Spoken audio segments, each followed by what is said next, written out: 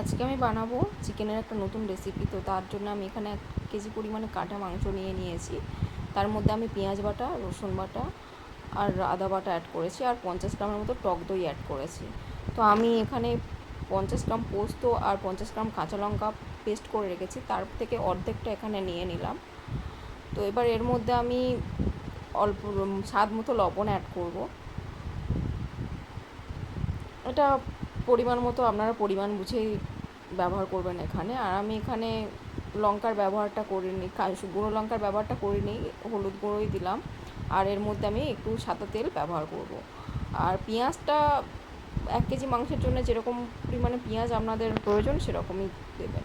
তো এটাকে আমি ম্যারিনেট করে কিছুক্ষণের জন্য ছেড়ে দিয়েছি। তারপরে কড়াইয়ের মধ্যে তেল গরম করে তার মধ্যে আমি অল্প একটু বাটার দিয়ে দিয়েছি। তো বাটার দেওয়ার পরে আমি ওই যে বাকি কাঁচা লঙ্কা আর পোস্তর পেস্টটা ছিল ওটাকে দিয়ে ভালো করে নাড়িয়ে চাড়িয়ে একটা বলক আসা না পর্যন্ত আমি নাড়াতে চাড়াতে থাকবো। তারপরে আমি যে ম্যারিনেট করে রাখা যে চিকেনটা ছিল ওটাকে এর মধ্যে অ্যাড করে দিলাম, দিয়ে ভালো করে নাড়াচাড়া করে মশলাটা সাথে মাখিয়ে দিয়ে চাপা দিয়ে দিয়েছিলাম 5 মিনিটের জন্য। তো 5 মিনিট পরে দেখুন কত সুন্দর একটা গ্রেভি গ্রেভি ভাব হয়ে গেছে।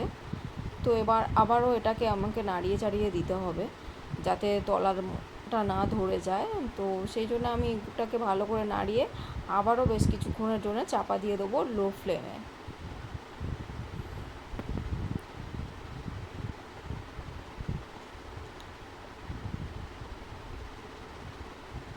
এই চাপা দেওয়ার কিছুক্ষণ পরে 5 মিনিটের মতো পরে আবারও খুলে দেখুন এই চিকেনটা আমার রেডি হয়ে গেছে। তো একদম সিদ্ধ হয়ে গেছে চিকেনটা।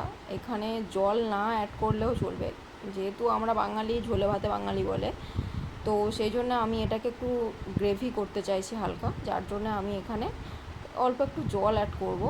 তো যেহেতু মাংসটা সিদ্ধ হয়ে গেছে, এখানে বেশি পরিমাণ জল ব্যবহার করার কোনো প্রয়োজন নেই। জাস্ট একটু গ্রেভি যে যেমন পরিমাণে ঝোল খেতে চাইছেন বা গ্রেভি খেতে চাইছেন সেই অনুযায়ী জল অ্যাড করবেন। তো দেখুন 5 মিনিট চাপা দিয়ে রাখার পরে আমার চিকেনটা পুরোপুরি রেডি হয়ে গেছে। যেহেতু এখানে পোস্ত আর একটা ফ্লেম রয়েছে, আর আমি অল্প একটু সরষের তেল অ্যাড করেছি লাস্টে। তো এখানে গরম মশলাটা ইউজ না করলেও চলবে, ওই যে কাঁচা লঙ্কার পোস্ত আর সরষের তেলের যে ফ্লেমটা, সেটাই আপনার চিকেনের জন্য একদম পারফেক্ট।